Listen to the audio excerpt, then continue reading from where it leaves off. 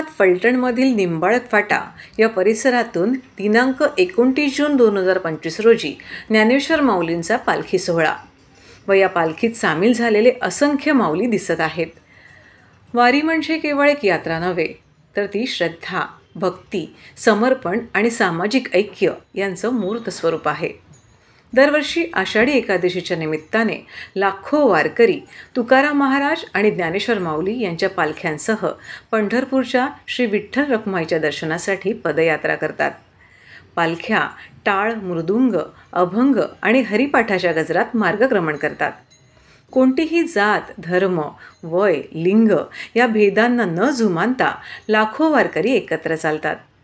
वारीत शिस्त, सहकार्य, सेवा आणि साधेपणा पाहायला मिळतो.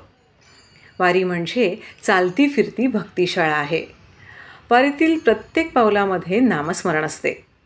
माऊली माऊली, ज्ञानोबा माऊली, तुकाराम महाराज की जय, जय हरी विठ्ठल अशा गजरात वातावरण भक्तिभावाने भरून जाते.